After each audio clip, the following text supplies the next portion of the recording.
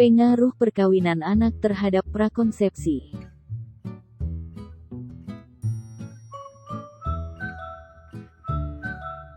Pernikahan dini. Pernikahan dini adalah pernikahan yang dilakukan oleh pasangan sebelum mencapai usia 18 tahun. Selain bisa berdampak buruk bagi kesehatan, pernikahan dini juga berpotensi memicu kekerasan seksual dan pelanggaran hak asasi manusia. Cara mencegah pernikahan dini. 1. Mensosialisasikan undang-undang terkait pernikahan anak di bawah umur beserta sanksi-sanksi bila melakukan pelanggaran dan menjelaskan resiko-resiko terburuk yang bisa terjadi akibat pernikahan anak di bawah umur kepada masyarakat.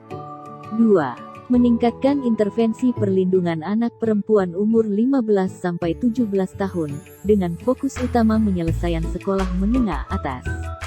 3. Memberikan akses pendidikan tinggi kepada anak-anak, guna menangani masalah kerentanan ekonomi. Pernikahan dini sebaiknya dicegah dan dihindari, karena masa depan Anda mungkin lebih cerah dengan memprioritaskan pendidikan atau belajar terlebih dahulu. Anak adalah seseorang yang belum mencapai umur 18 tahun atau belum pernah kawin.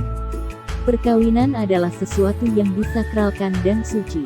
Usia menikah bagi anak diatur pada UUD Nomor 16 Tahun 2019, yaitu usia yang sudah menginjak 19 tahun atau lebih. Mengapa tidak dianjurkan untuk menikah sebelum 18 tahun? Karena 1. Resiko penyakit menular akan meningkat. Hubungan seksual anak di bawah usia 18 tahun cenderung lebih beresiko terkena penyakit menular seksual, seperti HIV, dikarenakan minim pengetahuan. 2. Resiko kekerasan seksual meningkat. Cenderung mengalami kekerasan dari pasangannya. Alasannya pada usia ini tingkat kedewasaan seseorang masih labil, ditambah dengan kurangnya pengetahuan dan pendidikan. 3. Resiko memiliki tingkat sosial dan ekonomi yang rendah. Seharusnya di umur anak-anak, dipenuhi oleh bermain dan belajar untuk mencapai masa depan dan kemampuan finansial yang lebih baik. Namun kesempatan ini justru ditukar dengan beban pernikahan dan mengurus anak. 4. Resiko mengalami masalah psikologis. Semakin muda usia menikah, maka semakin tinggi resikonya terkena gangguan mental, seperti gangguan kecemasan, gangguan mood, depresi. 5. Resiko pada kehamilan. Resiko yang mungkin terjadi adalah bayi terlahir prematur dan berat badan lahir rendah. Gangguan kesehatan mental saat hamil.